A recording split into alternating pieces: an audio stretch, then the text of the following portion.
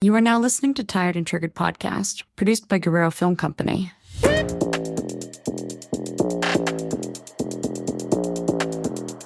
Hey y'all, welcome back to Tired and Triggered. This one is not going to be a very feel-good episode. This one's going to be one of those real and authentic ones. We're getting into healing when you don't want to be here, when you feel like breathing is more of a choice. And trigger warning, this will be touching on all things mental health as well as suicide. So first things first, if you are not feeling okay or you're feeling suicidal, make sure you reach out to the suicide hotline or crisis hotline at 988. You can call or text, and they have it in English as well as Spanish. At any time, right? At any time? At any time. It's 24/7, open line. So if you or someone you know is struggling, make sure you utilize your resources, because I feel like that is the scary thing of depression and scary thing of mental health, is that you feel like you have to suffer in silence, and that's really not the case.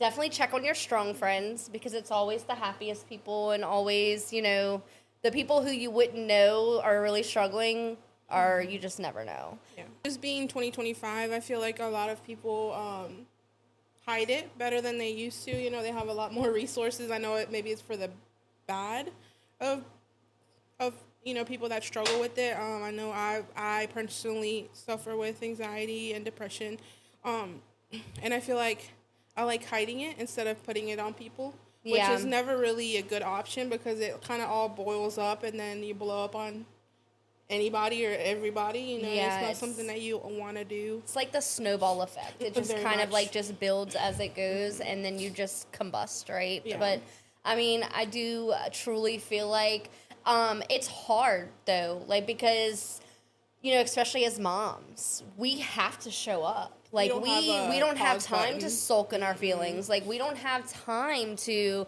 you know, we have to wake up and push on and put our feelings on the back burner. And I feel like that's the hardest part about dealing with mental health in motherhood, is the fact that you have little humans relying on you, and your feelings in that moment pretty much are irrelevant.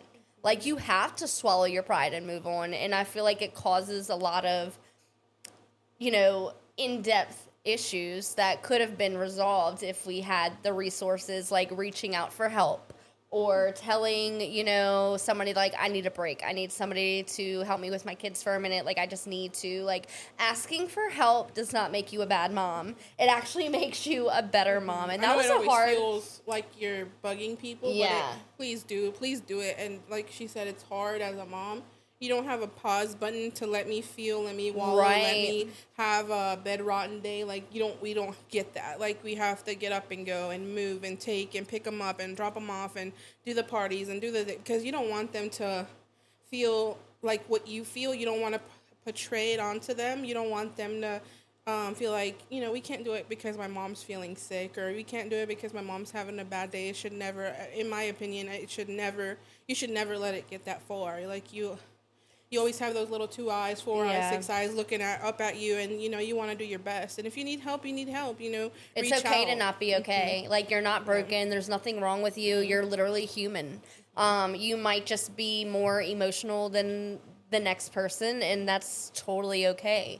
But utilize your resources and ask for help. And I'm kind of speaking to myself. Like, this has been very therapeutic for me, because I'm dealing and going through things, and, you know, as I'm deep diving and getting information for these episodes and really just kind of thinking of, like, things that I want to touch on and talk about, it is bringing out things and situations that I have been through that I didn't even realize still hurt me or are harming me. And it's making me, I feel like, face things head on, because there's no way to get through it unless you're dealing with it, right? And I feel like that's why this has been so helpful for me, because I'm just actually dealing with things head on, and it's bringing up a lot of things. For me, I feel like when you come from a hard childhood, and not on purpose, you know, there's some things that I went through that kind of messed with me. And I was young. I was really young, and I didn't know until now that it was anxiety. And it's really hard. Yeah. It's really hard to be mentally ill because it is a mental illness. It is, they have people that take medicine. I have been on medicine. Now I'm off of medicine. I'm not a medicine person. I don't like having to depend on medication, but they have people that do. They have people that cannot function and without some medicine, people and need it's it. okay. Yeah, and it's okay to need help. Yeah, because whenever, I feel like I'm at the verge of a mental breakdown, I go to the doctor, I get help. Once I get, to where I feel like I'm back to normal or I can handle my own emotions, then I'm like, okay, well, I can kind of wean myself off and see how it goes, not that it's good. You touched a good point, like you had talked to your doctor, but like that's a scary thing to do. It's because it's very embarrassing because you have to admit that you have a problem that you don't want to admit to, but then not only that, there's like this fear and this stigma, like what if they think I'm crazy and want to take my kids? I personally I've been through postpartum depression, but I have never dealt with severe postpartum anxiety and intrusive thoughts until I had Julian. And I felt insane. Like I cannot describe to you or even put into words of you visually seeing things that are just not happening. And I didn't even know you were going through it. No. I didn't even know. The only person who really knew was Indy, and I had talked to my mom about it because I had gotten to a point where I was just like, it was bad. It's too much, yeah. It was like when you're looking at your child in somebody's arms and you literally can visually see them falling out their arms and crashing to the floor, and just imagine what happens when that happens, right? But it's like to vividly see it. And there was a time I was sitting in my car in carpool and my window was cracked. I mean, like cracked, like he couldn't even stick his arm through it. But I just could visually see him falling out of the window and onto the ground. And I was just like, something is wrong with me. Like, why is this happening? I have never dealt with that. I was terrified to tell my doctor about it because I thought, like, she's going to think I'm a basket case and think I'm an unfit mom. Mm-hmm. And we live in this world where there's this stigma to where you have to like be the best mom because like you see on social media all these, Pinteresty moms and all these things, and it's like, I am a bad mom, I'm a terrible mom, I'm a shitty mom, I'm all these things. So I feel like we as moms already have a pressure on us to be the best because of things like pressure. Social media. Mm-hmm. And, you want to fit the mold, but and the mom shame. Yeah. There is so much mom shame. Like, oh, you do that with your baby. Well, my baby, this. And you know what? It's always the people with no kids that have the most to say. And I just like sit back. Exactly. I just sit back and I'm like, yeah, I thought all those things too, and then I became a mom myself. So good luck, boo. Yeah, I've never fit in that mold. I feel like sometimes I really am really, really hard on myself because I'm like, man, I see other moms doing this, and I see other moms perfect, and I see other moms are stay at home. It's self-sabotaging of comparing yourself. Yeah, but it's always been a bad habit of mine to always kind of do that. But it really affects your mental health to compare and try to be like other people. Because you can never be like anybody else. You can never fit You in can that try. mold. You can try to fit that mold, but it's not going to be you or you. Mm-hmm. You can, you can't be somebody that you're not. No matter how hard you try. You might be able to fake it for a little while, but no matter how hard you try, you can only do it for so long. Sis, and I know it's scary, and for me, it was really scary, and it was really sad, and it was really like, this is something else that I'm doing wrong, for me at least.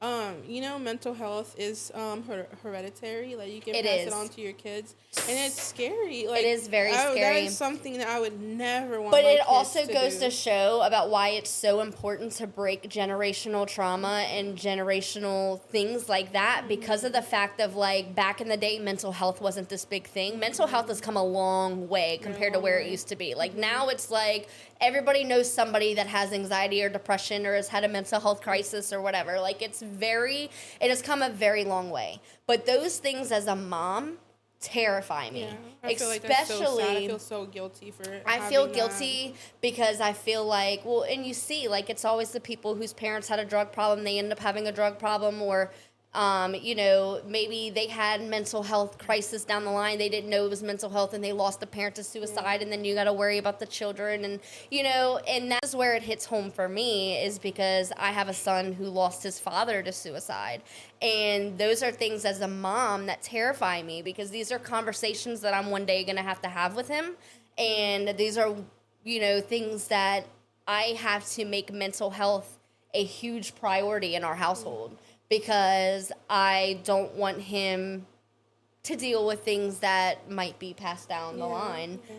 And that's so scary, but I feel like we have an upper hand, and I say we because I know we both have, our own share of mental illness, and but we have a little of a upper hand versus other moms that are like, they just start with their children, which maybe they didn't know they had the mental health. We know the experience, we know the conversations to have, but then there's things like, like the conversation I have to have with Birdie about, suicide. I'm also just firsthand experiencing things myself. And I'm not going to go into too much detail because it is not my story to tell. It is my son's story to tell if he chooses to one day discuss these things. But where I wanted to go with this conversation is the fact of, like, when you commit suicide, there's a ripple effect. Your pain and your emotions, they just go to the next person. To your parents or your kids. The pain does not disappear. To the people that you love the most. It literally just moves to somebody else. And, the sadness, the guilt, the what ifs, and all the questions that my son, other family members will never have any answers to, they die with that person. There's things we will never know, and there's answers that I can't give him. And those are going to be really tough conversations to have. But, as a mom who now has to worry about this with their child, I think it's very important. I think mental health should be a huge conversation in your household. Regardless of if you have it, if you think your children will have it, just maybe be open and be very be very mindful of, even like I said, if you don't have it, if your children don't suffer with it or not yet, that you speak to them about, being kind to other people, being kind to other children, being kind to other adults, because, it only takes truly never know. one word or one sentence to ruin somebody else's day. And like we said before, how your children act comes from home. It starts from home. Yeah. All right, y'all, let's take a quick break. This podcast is brought to you by Guerrero Film Co. I'm Jordan Guerrero, co-owner, as well as the owner of Jordan Guerrero Photography. If you have an event coming up, a wedding, milestone portraits that you need done, or even branding content for your business, go check out our socials and let's get you booked. Hey, y'all, for all your concrete needs, Dry Stick Concrete is the way to go. Give us a call or text for a free quote, 985-969-8016. So, I know my kids are not perfect. I know they're not, but I've always been told, be humble, be nice. If you don't have anything, to say, don't say anything at all. And that don't really be the is a kind big of mom thing. that's like, I see it on TikTok all the time. Like, I'm the kind of mom that tells my kids, when someone's being ugly to them, that it's not, oh, they're just jealous of you. Yeah, be the mom that's like, you just don't really know what they're going with or what they're dealing with at home. What they're letting out, because at home, you don't know what they're going through. And I also did want to, just put it out there. I know that we as women have a easier time just to express our feelings and to express, hey, I do have anxiety, I do have depression, I do need help. But as that, you check on your husband, you check on your brother, you check on your dad, you check on your uncle, on your cousins, on your male family, friends, whatever, because they suffer with anxiety and depression as well, but they have a harder time, in my opinion, in my experience, they have a very hard time to express it and to let it be known, because they feel like they are less of a man if they have something wrong with them like that, because it's stereotypically a girl's thing to have anxiety and to have depression. It's not really like a... Statistically, the suicide rates for men are higher. From my experience. Yeah. My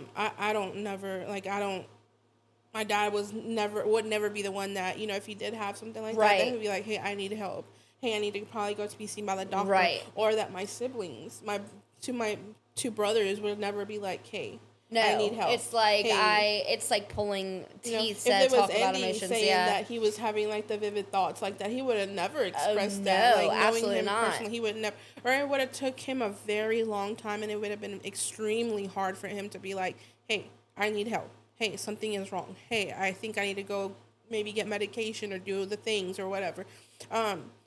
I know it's hard in every culture, in every dynamic, in every culture, and but for the Hispanic culture, There's that's a the huge only stigma that's the in the only Hispanic culture. Culture that I know, because I am Hispanic, but that we don't have an open conversation. In our families, we never have, like, my mom or my dad would never sit down and be like, hey, are you going through a hard time? Are you having a difficult time? Because they don't understand. Like, my mom doesn't understand mental illness. Not that she doesn't want to, and she has come a long way from when we first started, but she doesn't understand it. My dad doesn't understand it. Like, well, they just live and they come from a time where it's just like you just push forward. You just push forward. yeah, you just because push forward. she'll be like, just take a nap. Just go Yeah, outside go and take a a bath. walk. Yeah, go take a nap. It's And okay. it's But not. it's not. It's doesn't not how happen it that. works, and that's okay. That's I totally feel like okay. for me, the worst thing that you can tell me is it's gonna be okay. Yeah. Or go take a nap, or just don't think about it, or just don't tell me that, because if it was something that I can turn on and turn off, I promise it would be turned off 24/7, because it's horrible to live. And that's the something thing. like that. It's not just a mental thing. I mean, mental health affects you physically, emotionally. Like, there's so many things, like, where it's just like, someone's in a severe depressive episode. Sometimes it's like they can't even get out of bed, and it's just like People cope really different to it. Everybody I like copes to differently. just go up and go and not think about it, and go to a family function, go to a kids function, and not try to think about it, because I feel like if I sit and wallow in it, it just gets worse. And Yeah. I don't like to ask for help. I don't like to be adding to anybody's plate or but I know that I can speak up and talk or text, but when I don't like to do that. I don't like to bother anybody. With this episode, I've done a lot of research, and there's so many different websites with so many different statistics on it. But pretty much roundabout what a lot of them come to is that there are nearly 2,000 suicides a day. That's like 1 every 40 seconds. That's sad. It shouldn't be that high. And don't quote me on that exact number, because, like I said, it changes all the time, and there was lots of different rates globally, this, that, blah, blah, blah, blah, but way too many, regardless one of is way too many. Yeah, one is way too many. And just know that when you're feeling that way, you want your pain to end, but you don't want your life to end. And if you feel like your life needs to end, just take it one day at a time. Just make it till tomorrow. And then when tomorrow comes, make it another day. Mm-hmm. Like, pace yourself and get through it and reach out and use your resources. And, mental health, it's a lot more than just depression. OCD, they've got tons of different mental health illnesses. And the other day I was thinking about it, because there have a lot of people that don't understand what anxiety is or depression is. Like you said, it's something that they think something that you can turn on and off. Right. But for me, at least for me, when I have bad days or I'm really in a funk, the best way that I could describe it for myself is me being in the deep end of a pool and trying to swim up and seeing everybody around, like everybody at the edge of the pool. And as I try to swim up, that there's always something pulling me down. Like, I have a lot of chains on my legs that are kind of pulling me down. Yeah. And then I have people like yanking me up and just saying, it's okay, it's okay, it's okay. But they don't ever see what's underneath me, that what is causing it? Like, what is triggering it? Like, how can they help? And it's hard, because I know it's nobody's fault, or it's nobody's thing to try to help, but and there are things too though where it is our own fault. Yeah, we do it to ourselves. I feel like instead of me being like, hey, I need help, I have something that's weighing me down, that I'm like wailing to try to help, but not only that, but all the things that are weighing you down are things that we have not confronted or faced, and then we can fix. Yeah, it might be, sometimes it's an easy fix. But you just get so much in your head, and you don't want to bother anybody. You don't want to, cause any more issues, or, cause anybody else to be stressed over what you feel or how you act or whatever, that you don't ask for help. But you need to ask for help. Like, always ask for help. There's nothing wrong for needing help. Mm-hmm. You're not broken. There's nothing wrong with you. And just know that healing is painful and it's ugly, and you have to feel it, you have to go through it, but just know that when you get to that other side, and you get through it, you're going to look back and you're going to feel like a freaking warrior, because you're going to be like, I made it. I felt like I was in the worst space of my life. And, you know, there's a lot of times growing up where I just felt like there's just no way I'm going to be able to do this. Like, you don't see any end to it. Like, you right. don't see a light like, at the end why? of the tunnel. How did I get here? What am I doing? Like, you know, and then looking back, I'm like, you know, I really thought I wasn't going to make it through that. And look at me now, you know? So it's just like, it goes to show that just keep showing up. Yeah. Your life has so much weight to it. You might not feel it. You might not feel loved. You might not feel wanted. You might, like, I want you here. I personally want you here.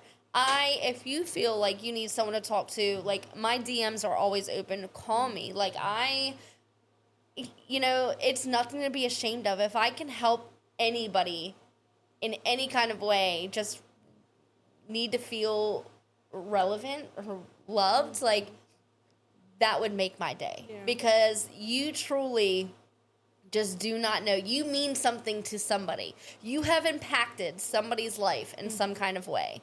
You are needed here. You are wanted here, and you belong here. And just take it one day at a time. And, you know, I did want to validate all the people that, you know, it does take only 2 seconds to text and been like, hey, I've been thinking about you. I hope you're doing okay. And, you know, that can change my whole mood. That can change my whole mood. That can change my whole day. It can make me feel wanted, loved, you know, that I do have friends that care about me, you know, it just that, because that little text and just a couple words. It don't have to be a whole paragraph, but I do appreciate and I do love when I get those text messages and people checking on me, you know. Yeah. And vice versa. It does take check on your strong friends, check on them. Yep. Check on your family, check on your friends in general. Even the ones that post every day that are shits and giggles, that are, you know, having the blast, do the vacations, do the best parenting. It's always the ones you least expect. Mm-hmm. That's what I've learned. You know, nobody ever prepares yourself for it because they don't want you to know. No. You know, they don't want you to know. They're very good at hiding it. Yeah. You're going to be okay. It's going to be okay.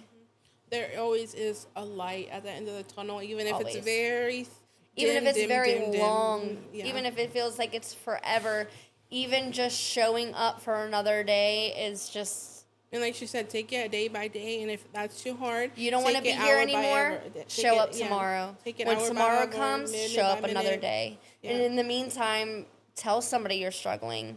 Call the crisis lifeline. You know, use your resources. Talk to your doctor. Yeah, if go you don't to want to burden anybody or feel like you're burdening anybody, there's call a that huge number. Stigma with therapy. Mm-hmm. Let me tell you. You're crazy. Like, I feel like, you know, it was like, if I ever was to tell my mom, hey, I'm probably going to go to counseling, or you're crazy. What are you doing? Are you crazy? Yeah. Like, and now she wouldn't do that. But no, before, but I'm telling you, like it would be... from experience, I had couples counseling before I was even married. And I learned things about myself. I learned things about my husband. We learned things on how to communicate with one another, because that is one thing that I do in my mental health. I isolate and I shut down. And that has always been a problem for me. We kind of touched base on that when we, you know, self-sabotage. Mm-hmm. I feel like a lot of us do that, especially when you are a mom and you have to move forward no matter what. It's just, I just completely shut down. I do not want somebody to just see through me and my emotion. And that was really hard for me, being married, is being vulnerable and opening up to somebody else at all times, even when it wasn't good. So, I mean, it was very therapeutic for me. And my husband is Hispanic and was very against therapy, and it was very helpful for him as well. He didn't tell us y'all were doing therapy. I Not know. that it's something that you can openly, you know, be like, hey, we're doing. But I feel like I saw a big difference in him. Absolutely. In him and you, and then as a couple, I saw a big difference. Well, there's and I'm things very grateful like that you did that for him. There's things that you like I said, I learned things about myself. You don't know sometimes until you have a third party there giving you the tools. I needed the tools. My husband needed the tools. Mm-hmm. I feel like because you dig it so deep and you cover it so much, and so good, that and it some takes things a you just third forget party about. to You kinda, just like help you dig it out, and you're like, dang, like I didn't even remember right. that was a thing, you know, yeah. So I will definitely say use your resources. You won't regret it, and there's nothing wrong.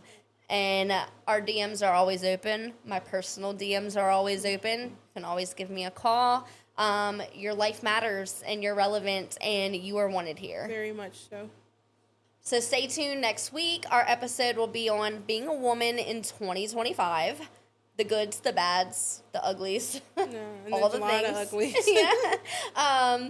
But thank you guys for listening. Crisis Lifeline 988. Call or text, English or Spanish, open 24/7. And reach out to a loved one, a family member, a friend. Check on them and reach out if you need help. Love you, and we're very grateful for y'all watching, tuning in. Very grateful. All the love texts, calls, everything that we've received, messages, we appreciate. We appreciate it. They mean the world to us, and they it really makes make my us day. keep going. It truly does. Yeah, it really makes my day because I'm like, this is what I'm doing it for. So we love you guys, and thank you for always watching and always waiting for our next episode. So we appreciate you guys. Bye.